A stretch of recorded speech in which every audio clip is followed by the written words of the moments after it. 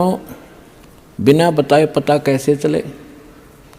स्वयं परमात्मा आए थे 120 वर्ष रह के चले गए। हम लाल की पहचान करना जानते नहीं, इस कारण से मार खाते रहे। और एक तो कहना होता है विद प्रूफ प्रूव करूँगा कि इस विषय में किसी के पास ज्ञान नहीं, किसी के पास समाधान नहीं, और कबीर जैसा भगवान नहीं, और इस परमात्मा के दास को जो प्राप्त है कबीर परमात्मा का दिया हुआ ऐसा कोई ज्ञान नहीं।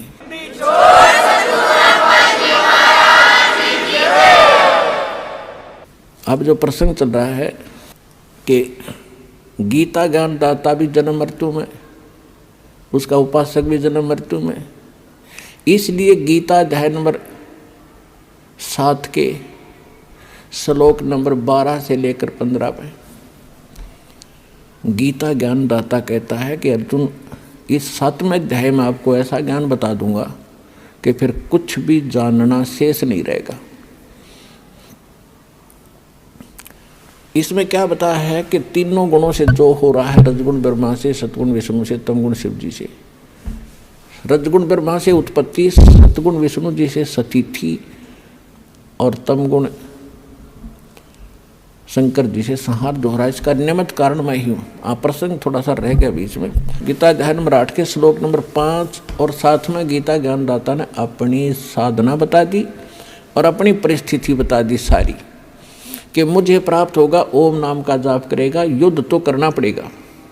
फिर 8वें अध्याय के 8, 9, 10 श्लोक में कहा है कि अर्जुन जो उस परम अक्षर ब्रह्म की भक्ति करते हैं, उस परम दिव्य पुरुष परमात्मा परम अक्षर ब्रह्म सच्चिदानंद घन ब्रह्म की जो भक्ति करते हैं, जो उत्तम पुरुषत्व है, उसकी भक्ति जो करते हैं, वो भक्ति की कमाई के बल से, भक्ति की शक्ति से, योग बल से, योग माने भक्ति साधना। योग का अर्थ ये नहीं है कि आसन पद्म लगा कर बैठ जाए आंखें बंद करके, या ऊपर न पैर कर लिए अटपट, ये योग नहीं है। योग का अर्थ होता है जोड़, आत्मा का परमात्मा से मिलन करना, ये भक्ति क्रम कहलाता है। तो योग माने भक्ति भी होती है कि भक्ति योग के बल से, साधना के बल से, भक्ति की कमाई की शक्ति से उस परमात्मा के पास चला जाता है, और मेरी साधना करने वाला मुझे प्राप्त होता है। अब उस परमात्मा की भक्ति का उन्होंने मंत्र बता दिया 17वें अध्याय के 23वें श्लोक में, सांकेतिक। ओम तत् सत इति निर्देश ब्रह्मण तिर्विद समर्थ है,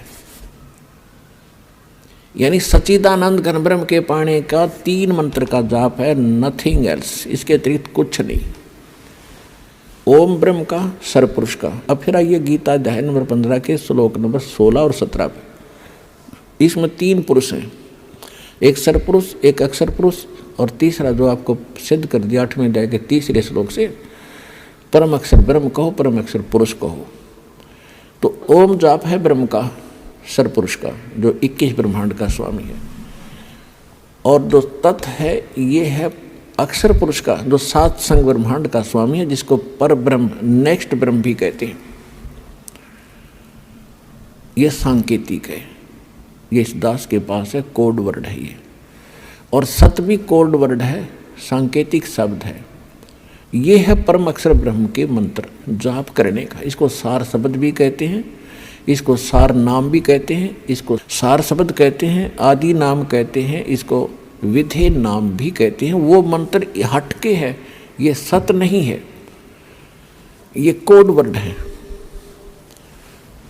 तो इस प्रकार वो तीसरा जो मंत्र है वो सार नाम है, उसको आदि नाम, विधेय नाम और सार शब्द भी कहते हैं। तो अब जो 3 मंत्र का जो जाप है उस परमात्मा के पाने का, अब ओम तो ब्रह्म का सबको पता है, गीता ज्ञानदाता ब्रह्म है, श्री कृष्ण जी में बोल रहा है।